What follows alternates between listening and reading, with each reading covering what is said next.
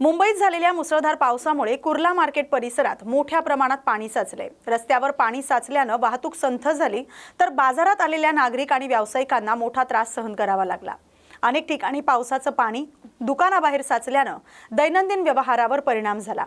पावसाचा जोर कायम राहिल्यास परिस्थिती आणखी गंभीर होण्याची शक्यता व्यक्त केली जाते। भिवंडी तालुक्यातील टेंभवली खारबाव मार्गावर टोरंट पॉवरच्या विद्युत तारेला शॉर्ट सर्किट होऊन आग लागल्यानंतर तार रस्त्यावर कोसळल्याची घटना घडली।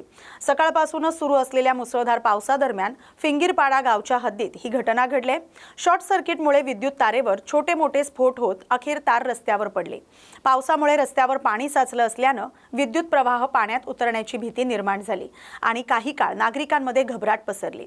सुदैवाने या घटनेत कोणतीही जीवितहानी झाली नाही। दरम्यान या संपूर्ण घटनेचा व्हिडिओ सोशल मीडियावर मोठ्या प्रमाणात व्हायरल होतोय। लोग को जमा करके वो लेके जाता है। उसके अंडर में कोई बड़ा सेट है, वो उधर पे लेके गया था। कब हुआ, कितने बजे हुआ? ये करीब 1 बजे के टाइम पे हुआ है। वो जो वायर खुला था वो किसका, घर का वायर था? मंदिर के साथ मेरे ख्याल से कुछ प्रोग्राम था, मेरे ख्याल से वो उसमें ही हुआ है। नहीं, मंदिर का जो होटल वाला है ना, उसका पूरा बर्तन जो है मंदिर में रखा जाता है और पूरा वायर खुला था और ये लगता है वो सामान उमान उठाने गया तो वायर चिपक गया और चिपका या कुछ भी हो, अल्लाह ही जाने। और इसके 4-5 जन थे इसके साथ, कोई इसको छुड़ाया नहीं, कुछ नहीं किया। कोई बोलते ही अकेला था। अब इतनी बड़ी मंदिर, इतना बड़ा होटल है, वहाँ अकेला कोई आदमी रहेगा क्या? वहाँ पूरे वर्कर है, काम करने वाले, बावर्ची, हर चीज है। हुआ नहीं और इसको यहाँ लेके आए और इसको छोड़ के चले गए। और वहाँ टोरन वाले की लापरवाही देखो, वहाँ एविडेंस था, पूरा छुपा के टेप मार के आ गए। कब मारे थे? अभी वहाँ हम लोग गए थे, पूरे टोरन वाले थे वहाँ। कम से कम 10 से 12 टोरन वाले थे वहाँ। अभी यहाँ लाइट चले जाती है, रात भर आते नहीं, ध्यान नहीं देते। वहाँ आदमी मर गया, वहाँ इतनी स्पीड कैसा पूछे वो लोग। मंदिर में था, पूरा जाके वहाँ पूरा ट्रांसफार्मर जो भी पूरा टेप मार दी। आप लोगों को कैसे पता चला उसके बारे में? अरे मैं तो काम पे था, मेरे दोस्त लोग फोन किए, मुस्तफा मेरा एकदम खास दोस्त है, मेरा बचपन का मेरा भाई है वो। तो हम गए वहाँ देखने, अभी मंदिर में गए तो वहाँ टोरन वाले थे। फोन आया यहाँ एजीएम पे, पूरा हम यहीं रहते हैं, एजीएम पे हमारे फोन आ गया। हाँ, एजीएम के मुस्तफा का इंतकाल हो गया, उसको करंट मारा है और उसको छोड़ के चले गए। और जो मोहल्ले, उसका जो मुकादम है मोहल्ले गई है, वो बुढ़िया ये उन लोग 5-6 जन मोहल्ले के छोकरे लोग सुबह साथ में ही गए, साथ में काम करने वाले? हाँ, सब मोहल्ले के छोकरे तो उसके साथ में गए। हाँ, अभी एफआईआर हो रही उनके ऊपर। और जो मालिक है वो सेठ को भी लेके बैठे चौकी में, निजामपुरा में। हाँ, लेके बैठे। और ये टोरन वाले की लापरवाही देखो, यहाँ लाइट चले जाती आती नहीं, वहाँ बच्चा मर गया, हमारा भाई मर गया, वहाँ जाके एविडेंस पूरा छुपा दिए। पूरा जाके टोरन में पूरा वो वायर सब टेप मार के चले गए। हम गए, 10-12 टोरन वाले खड़े थे वहाँ। वीडियो बनाया जो टोरन वाला खड़ा था? हाँ, वीडियो बनाए ना भैया, वीडियो है पूरी। हाँ, एफआईआर वो सेट पे लिखा रहे और जो उसका मुकादमा है उस पे लिखाएंगे। गलती किसकी है? अब गलती हो अभी वो बताएंगे ना, जो अभी जो जिसको मालूम था वो तो है नहीं ना। अभी वो लोग साथ में उनके पर ही होगा ना भाई। वहाँ जाके देखो पूरा वायर कैसा खुला है, ऐसा कोई होता है क्या? और पूरा गिल्ला उल्ला सब है। नवी मुंबईत सुरू असलेल्या मुसळधार पावसाचा फटका जनजीवनाला बसू लागलाय। रबाळे रेल्वे स्थानक परिसरात मोठ्या प्रमाणात पाणी साचल्याने स्थानकाबाहेर तसंच आजूबाजूच्या परिसरात जलाशयाची परिस्थिती निर्माण झाली आहे। त्यामुळे रेल्वे प्रवाशांना ये-जा करताना मोठ्या अडचणींचा सामना करावा लागतोय। पाण्यातून मार्ग काढत प्रवास करावा लागतोय। परिसरातील नागरिकांनी पाण्याचा तातडीने निचरा करण्याची मागणी केली आहे। नवी मुंबई महानगरपालिकेच्या ऐरोली येथील रुग्णालयात उपचारादरम्यान हलगर्जीपणाचा गंभीर आरोप समोर आलाय। प्रसूतीसाठी दाखल झालेल्या 2 महिलांपैकी सोनम डोंगरे यांचा उपचारादरम्यान मृत्यू झाला असून त्यांच्या पोटातील बाळाचाही मृत्यू झाल्याचा आरोप नातेवाईकांनी केलाय। उपचारावेळी चुकीच्या औषधांचा डोस दिल्यामुळे ही घटना घडल्याचा दावा नातेवाईकांनी केलाय। तर दुसरी महिला सध्या अतिदक्षता विभागात उपचार घेते। दरम्यान या प्रकरणाची सखोल चौकशी करून दोषींवर कठोर कारवाई केली जाईल अशी माहिती नवी मुंबई महानगरपालिकेच्या आरोग्य समितीचे सभापती डॉक्टर जयाजी नाथ यांनी दिली। आज या ठिकाणी 2 महिलांना जे ड्युओडिनल आणि डेक्सा इंजेक्शन जे दिलेले आहे, त्यात एक महिलाचा अपघाती मृत्यू झालेला आहे। ही खूप दुःखद घटना आहे। दुसरी बाई व्हेंटिलेटरवर आहे, ती सुधारण्याची व्यवस्थित आहे, परंतु दोघांचा एकीचा उपचार चालू आहे, एकीचा डेथ झाला आहे। हा याची कुणी दोषी असेल त्यांच्यावर योग्य ती कारवाई केली जाईल. याच्यावर कमिटी तयार करू आणि कमिटी घेऊन यांचा व्यवस्थित चौकशी करून त्यावर योग्य ती कारवाई करण्यात येईल. आहे काल 30 तारखेला ॲटोमीच्या महानगरपालिकेमध्ये मला वाईफने 8व्या महिन्यासाठी ट्रीटमेंटसाठी गेलेलो 30 तारखेचा. तर त्यांनी सांगितलं की 2 दिवस ॲडमिट ठेवावं लागेल. तर मी 1 दिवस झालं होतं, रात्रभर त्यांनी ॲडमिट केलेलं आणि दुपारी 12च्या 1च्या आसपास त्यांनी एक इंजेक्शन दिलं. त्याचं इंजेक्शन रिॲक्शन झालं आणि माझी वाईफ बेशुद्ध पडली. तर सुमारे 3 तास त्यांनी तिथं जाऊ हेच तिथं थांबून ठेवलं की नाही पेशंट आहे वगैरे हे ते करून तिथं त्यांनी हे केलं आणि बोलले की एंड मोमेंटला बोलले की तुम्ही वाशीला जावा. आणि आम्ही मग वाशीला घेऊन आलो. तिथं फक्त 1 तासाच्या आतमध्ये त्यांनी मृत्यू घोषित केलं. मला याचा जाब पाहिजे. या महानगरपालिकेने जाणून बुजून माझ्या वाईफला हे केलेलं आहे, याचा मला जाब पाहिजे. आज आमच्या प्रभागातील एक भगिनी सोनम करण डोंगरे वय 19 हिचं महानगरपालिकेच्या जे आहे प्रशासनाच्या दुर्लक्षामुळे या ठिकाणी जे आहे दुर्दैवी मृत्यू झालेला आहे. आपल्याला सांगू इच्छितो की सोनम डोंगरे ही महिला त्या ठिकाणी प्रेग्नेंट होती. तिला सोनोग्राफीला घेऊन गेले होते आणि पाणी कमी आहे म्हणून त्या ठिकाणी ऐरोली या ठिकाणी महानगरपालिकेच्या हॉस्पिटलमध्ये ॲडमिट केलं गेलं. ॲडमिट केल्याच्या नंतर आज दुपारी त्या ठिकाणी कुठलं इंजेक्शन त्या महिलेला दिलं गेलं हे कुठेतरी जे आहे परिवारापासून लपवलं गेलं. इंजेक्शन दिल्याच्या नंतर जे आहे रिॲक्शन झालं आणि त्यानंतर 3 तास ती महिला ऐरोलीच्या हॉस्पिटलमध्ये बेशुद्ध पडली होती. आणि 3 तासाच्या नंतर तिकडचे डॉक्टर म्हणतात का आपल्याला या ठिकाणी महिला क्रिटिकल झालेली आहे, वाशी या ठिकाणी हलवावे लागेल. आणि वाशी या ठिकाणी ॲडमिट केल्या असत्या. दुर्दैवीरित्या सोनम डोंगरे या भगिनीचं जे आहे मृत्यू झाला. त्याचसोबत तिच्या पोटामध्ये असलेलं 8 महिन्याचं बाळ देखील त्या ठिकाणी दुर्दैवी त्याचं देखील मृत्यू झालं. तिच्यासोबतच एक रिचा पवन मिश्रा नावाची महिला देखील ॲडमिट होती. तिला देखील अशाच पद्धतीने जे आहे इंजेक्शन दिल्याच्या नंतर रिॲक्शन झालं आणि ती देखील आता वाशी हॉस्पिटल या ठिकाणी क्रिटिकल आहे. महानगरपालिकेच्या डॉक्टरांना विचारलं गेलं असता उडवाउडवीची उत्तरं या ठिकाणी जे आहे MOH असतील त्या ठिकाणी महानगरपालिकेच्या वाशी हॉस्पिटलचे डॉक्टर्स असतील यांच्याकडून देण्यात आलेले आहेत. नक्की ह्याला जबाबदार कोण आहे याचं कुठेतरी चौकशी होणं गरजेचं आहे आणि तात्काळ जे संबंधित डॉक्टर्स असतील त्यांना या ठिकाणी जे आहे निलंबित केलं पाहिजे असं मी या ठिकाणी आपल्या माध्यमातून नवी मुंबई महानगरपालिकेच्या प्रशासनाला या ठिकाणी करत आहे. नवी मुंबई महानगरपालिकेच्या रुग्णालयातील एका संतापजनक घटनेमुळे खळबळ उडाली आहे. प्रसूतीसाठी दाखल झालेल्या गर्भवती सोनम डोंगरे यांचा उपचारादरम्यान मृत्यू झालाय. चुकीचं इंजेक्शन दिल्यामुळे हा मृत्यू झाल्याचा आरोप नातेवाईकांनी केलाय. या घटनेनंतर मनसेनं आक्रमक भूमिका घेत तातडीनं संबंधितांवर गुन्हा दाखल करण्याची मागणी केली. दोषींवर कारवाई न झाल्यास महापालिकेच्या आरोग्य विभागातील अधिकाऱ्यांच्या दालनाची तोडफोड करू असा इशारा मनसेनं दिलाय. या प्रकरणामुळे रुग्णालयाच्या कार्यपद्धतीवर गंभीर प्रश्नचिन्ह निर्माण झालेत. चौकशीची मागणी जोर धरू लागली. अतिशय संताप आणणारी आणि राग अनावर होणारी अशी घटना ह्या नवी मुंबईत घडली. सोनम डोंगरे आणि रिचा मिश्रा या 8 महिन्याच्या गर्भवती आमच्या भगिनी, आमच्या महिला ऐरोली येथील राजमाता जिजाऊ रुग्णालयात ॲडमिट होत्या. तिथे डॉक्टरांच्या इंजेक्शनचा दुष्परिणाम झाला आणि त्यांना वाशी इथल्या मनपा रुग्णालयात आणण्यात आलं. तिथे सोनम डोंगरे या आमच्या भगिनीचा मृत्यू झाला. तर रिचा मिश्रा या सुद्धा आता प्रकृतीने अतिशय गंभीर असल्याची बाब समोर येते.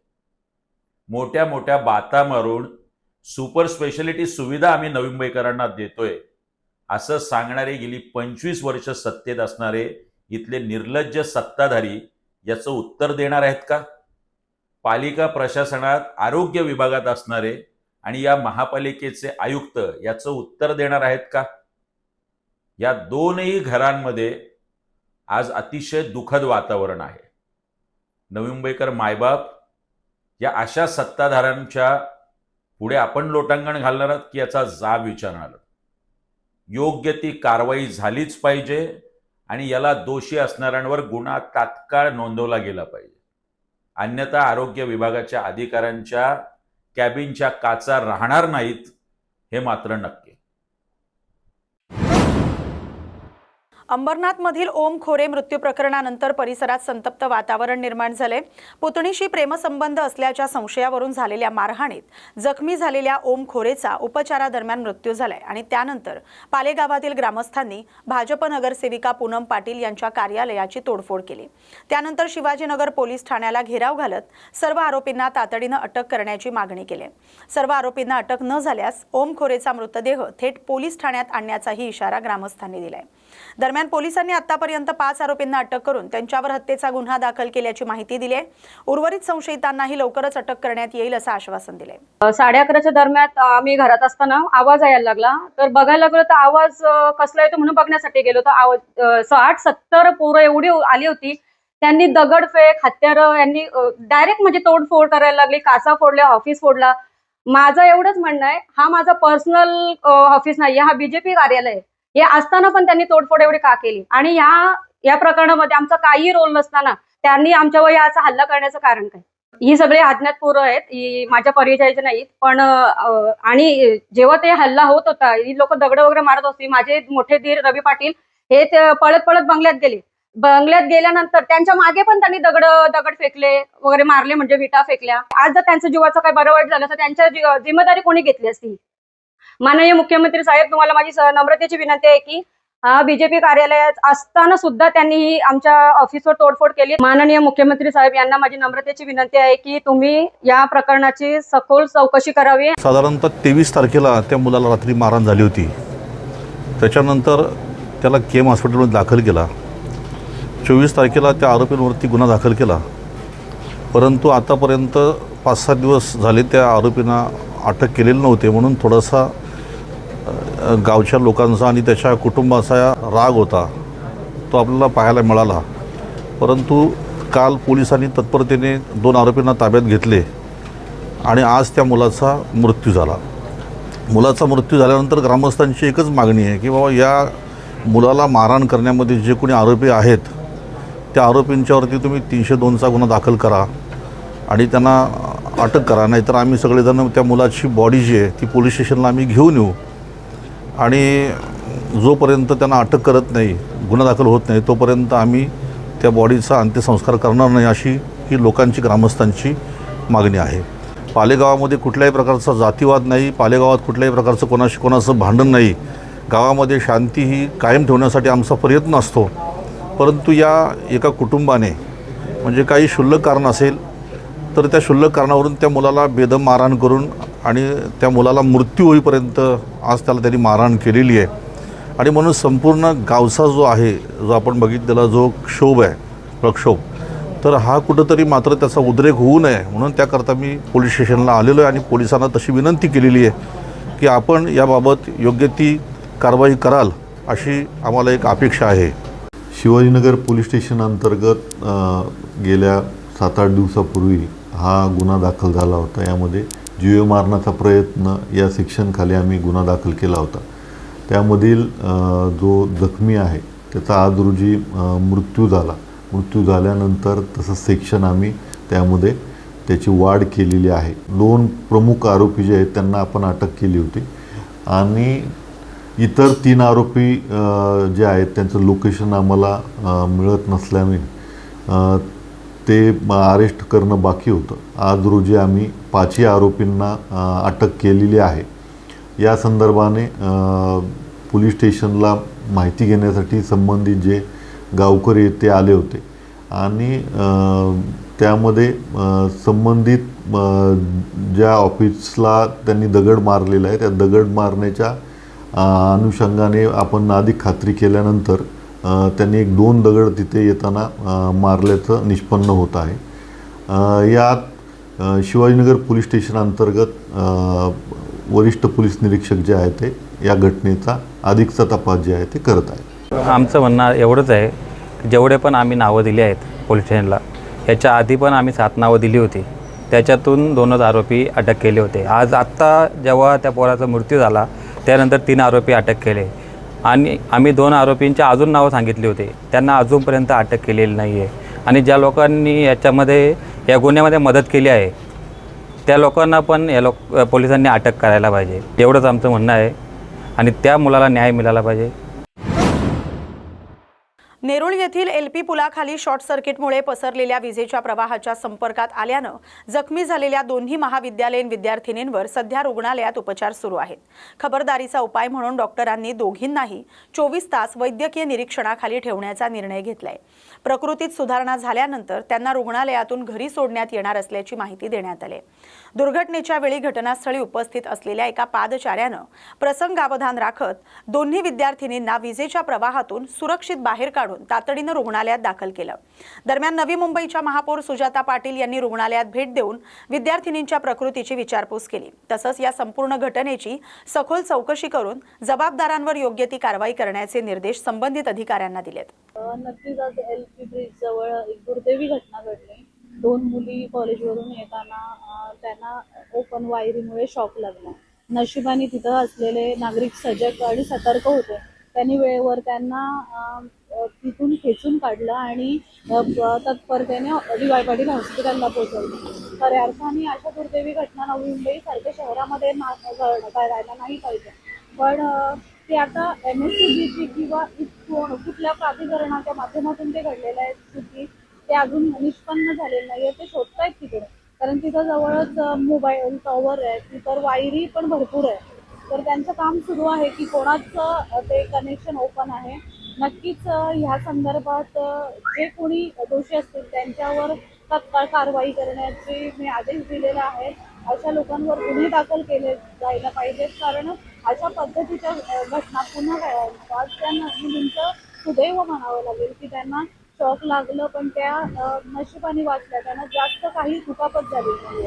आता डॉक्टरांनी त्यांना 24 तासासाठी अंडर ऑब्झर्वेशन ठेवलेलं आहे. या बातमीसोबतच मुंबई बुलेटिनमध्ये आता इथेच थांबतोय. अशाच महत्त्वाच्या बातम्यांसाठी पाहत राहा न्यूज मराठी 24/7. नवा भारत, नवा विचार.